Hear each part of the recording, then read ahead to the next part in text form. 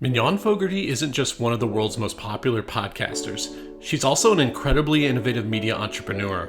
She launched her Grammar Girl podcast 18 years ago, and the success of that propelled her book onto the New York Times bestseller list. She also founded Quick and Dirty Tips, a media network she now runs in partnership with Macmillan Publishers. To round out her media business even more, she's launched around 7 courses, all geared toward being a better communicator and writer. Thousands of customers have taken them, and they've opened her up to an entirely new customer base for her content. In a recent interview, Mignon explained how she entered the courses market, what goes into putting together a course, and why she decided to partner with powerful distributors like LinkedIn Learning rather than create the courses by herself. Hello, I'm Simon Owens, and this is The Business of Content, the show about how publishers create, distribute, and monetize their digital content. If you want to listen to an audio version of this show, subscribe to The Business of Content wherever you get your podcasts. And finally, if you're on the lookout for interviews with the world's most successful media entrepreneurs about how they built their businesses, then this is the show for you. So take a few moments to hit the subscribe button down below. Okay, let's jump into the interview. Hey Mignon, thanks for joining us. Hey Simon, good to see you. So I want to dive deep into talking about your online courses, but first, for the few people who don't know who you are, let's start with just a little bit of background on you. So you host a podcast called Grammar Girl. What's it about and what's the format? Right, Grammar Girl. It started as quick and dirty tips to help you write better. It started as a 3 to 5 minute podcast about some writing topic, like how to use a semicolon or something like that. 18 years ago now, believe it or not. And over the years, it's expanded. Right. So over the years, it's expanded. So now it runs more like 15 minutes. It has 2 segments. I do talk about those writing tips, but now I also talk a lot about etymology, fun idioms, language history, linguistics, things like that. So it's really expanded to be more encompassing about language. We say at the beginning it's about writing history, rules, and cool stuff, because I don't know, I just think it's a lot more interesting that way and a lot more fun. At least it is for me, and I hope for the listeners too. And it's a scripted podcast, right? It is, although recently, just 3 or 4 months ago, we launched a second interview-based episode. So now every week, with occasional breaks, I also interview someone. And who are the kinds of people you interview, like linguists and language specialists and stuff like that? Yeah, it's funny. When my partners, when we were talking about this, they asked me the same question, and I'm just like, just people I think are cool, and they're like, that can't be our message. So it's about I can't remember the messaging they asked me to use. It's people who are somehow connected to language who I think are fun and interesting. So, people, lexicographers, linguists, people who have books about language. It's always language related, but it's a wide variety of people. And you said you launched it 18 years ago. The podcast, yes. And so, it's Grammar Girl is part of something larger called the Quick and Dirty Tips Network, which you also founded.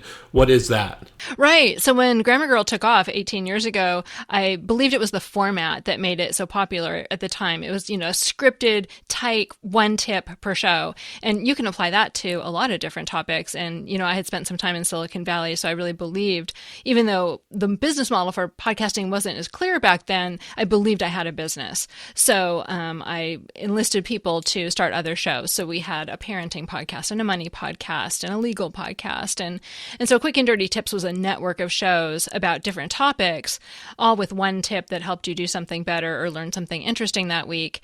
And so that's the Quick and Dirty Tips network. And then after, I think it was about 9 months in when I partnered with Macmillan, the publisher, to grow the business. I think I had 5 or 6 shows at that time. Yeah, so it's like it's a whole network of evergreen kind of news you can use is the term that they used when I was at US News and World Report, where it's like evergreen content that's actually like applicable to most people's lives.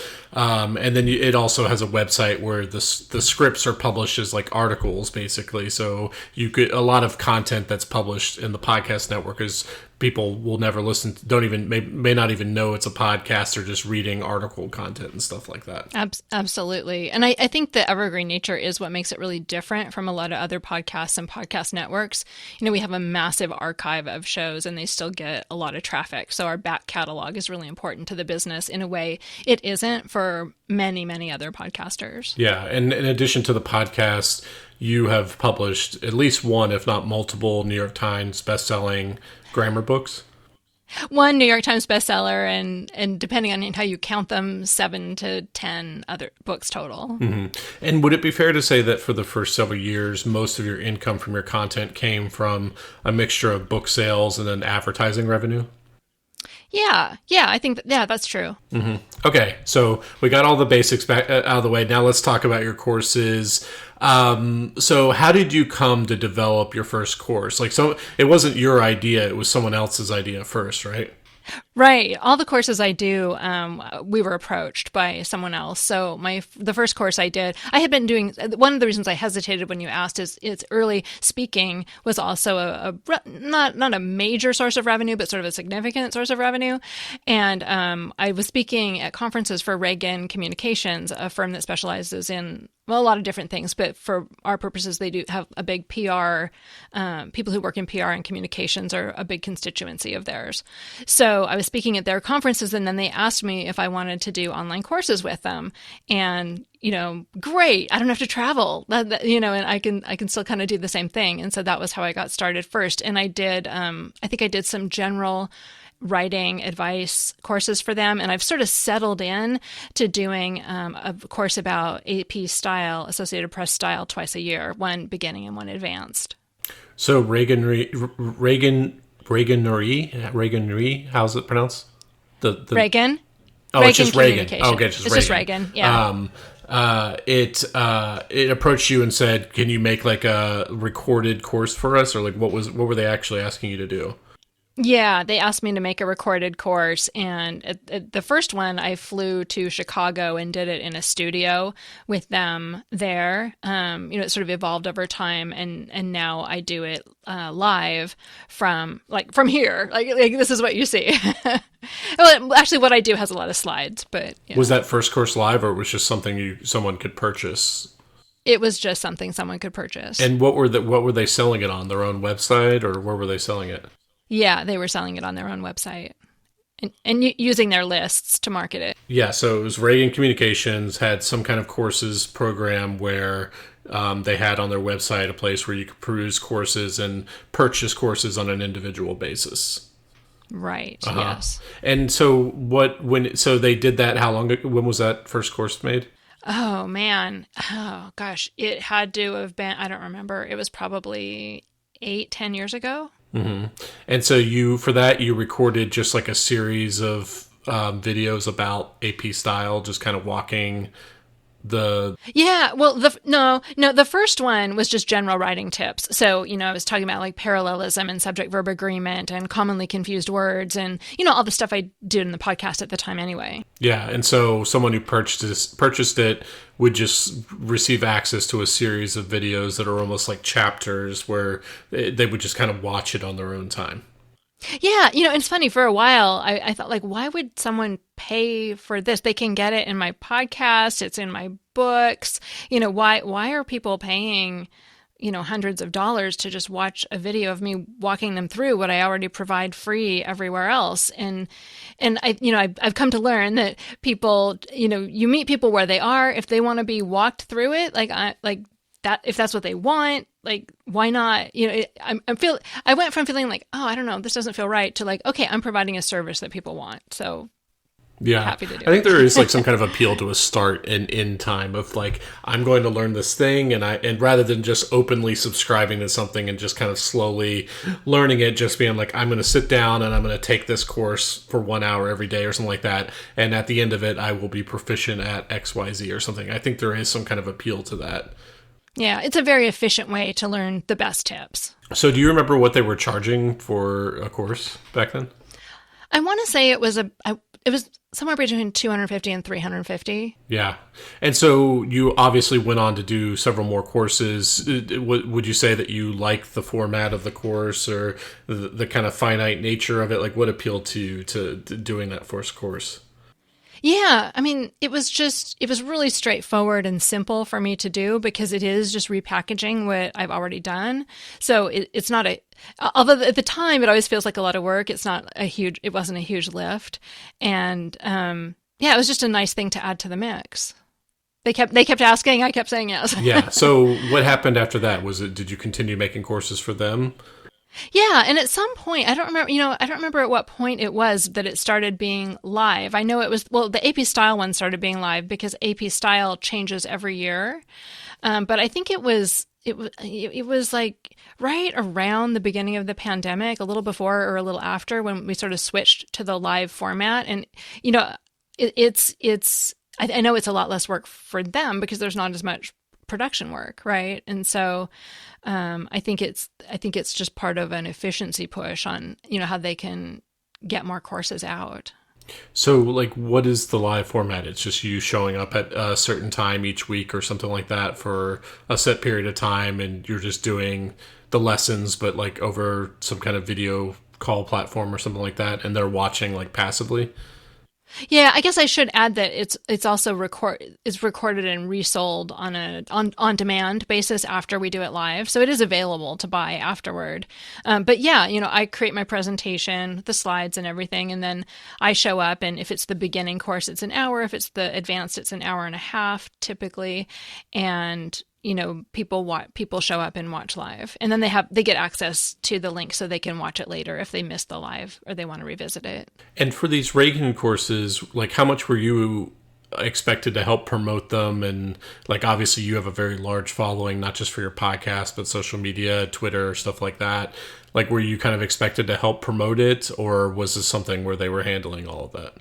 Yeah, no, I was absolutely expected to help promote it, and I do. We do. The team does. But one thing that's really interesting as I was thinking about, preparing for this call with you, is that they sell a lot more than I do, and because we can tell we use tracking codes, and so one thing I think if people are considering what they can learn about doing courses, it's like you might be able to find a partner who has an audience that's more willing to pay for what you offer.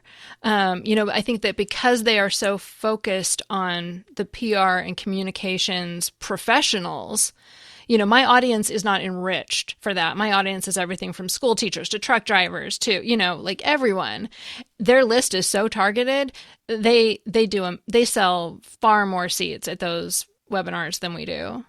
And so, when you're thinking about a partnership, you could feel like, oh, like I'm giving up so much by doing this partnership. But if you can find the right partner, it can be a better situation. Yeah. So you eventually started making courses for LinkedIn Learning, I believe. How did you transition from working with Reagan to the LinkedIn stuff?